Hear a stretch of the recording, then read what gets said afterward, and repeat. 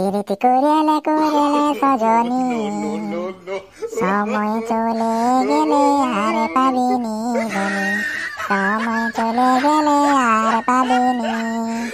তুই আমার খবর ফুল, তুই আমার শ্যাম্পু চুল, তুই আমার হাতের বালারি। ওরে তুই আমার খবর ফুল, তুই আমার শ্যাম্পু চুল, তুই আমার হাতের বালারি। ওরে তুই যে আমার গলার মালা। চুপ কর সবাই, স্যার আসছেন।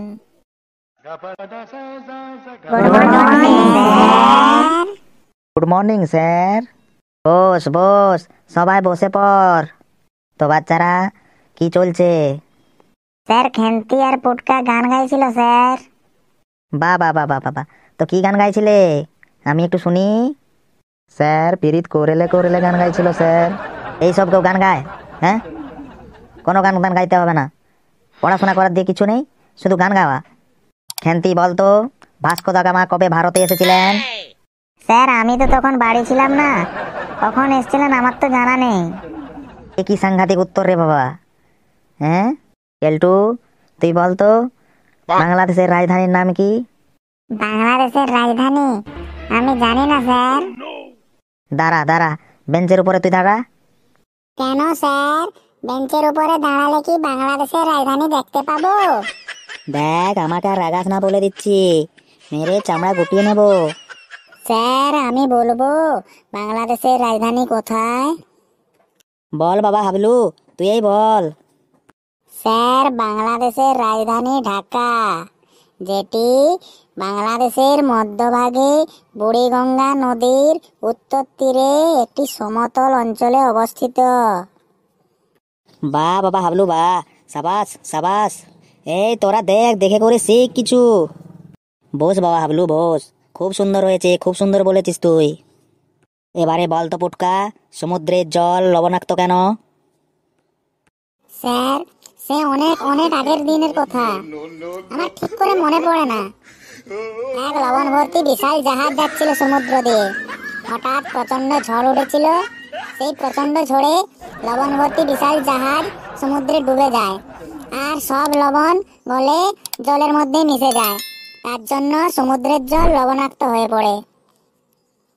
ওরে বাবা রে বাবা রে বাবা, কি সাংঘাতিক উত্তর দিচ্ছিস তোরা, আমি তো পাগল হয়ে যাব। কি রে হিরো, এবারে তোকে আমি একটা ইংরেজির কোশ্চেন ধরছি, তুই বল, গাছের ডালে একটা কাক বসে আছে, এর ইংরেজিতে কি হবে? স্যার এটা তো খুবই সোজা, এটা তো বাচ্চাও পেরে যাবে। তুই বলে দেখা না, তুই পারিস কিনা। গাছের ডালে একটা কাক বসে আছে, এর ইংরেজি হবে ডাল মে কুচ কালা হ্যায়। দেখ তোরা আর আমাকে রাগাস না, মেরে সবগুলোকে টুকরো টুকরো করে ফেলবো বলে দিলাম। স্যার বসবো? দাঁড়িয়ে দাঁড়িয়ে আমার পাগুলো ব্যথা হয়ে গেল স্যার। স্যার আমি বলবো স্যার। হ্যাঁ বাবা হাবলু, তুই এই বল, তুই এই বল। স্যার গাছের ডালে একটি কাক বসে আছে, এর ইংরেজি হবে a crow is sitting on a tree. Very good বাবা হাবলু, খুব ভালো বলেছিস। টাকলু, তুই একটা কবিতা বলে শোনা তো। ঠিক আছে স্যার, আমি একটা কবিতা বলে শোনাচ্ছি। কবিতার নাম আই এম তো অবাক। নিশি রাইতে জেগে দেখি গাছের আগায় কাক, আই এম তো অবাক। চোর ঢুকেছিল ঘরের ভেতর, দরজা ছিল ফাঁক, আই এম তো অবাক। মোবাইল নিল, টিভি নিল, রিমোট না হয় থাক, শালা আই এম তো অবাক। আজকে আর দেব না, এই পর্যন্তই থাক, আই এম তো অবাক। বাবারে বাবারে বাবারে বাবারে, আর নিতে পারছি না, তোরা থাক, আমি আসি।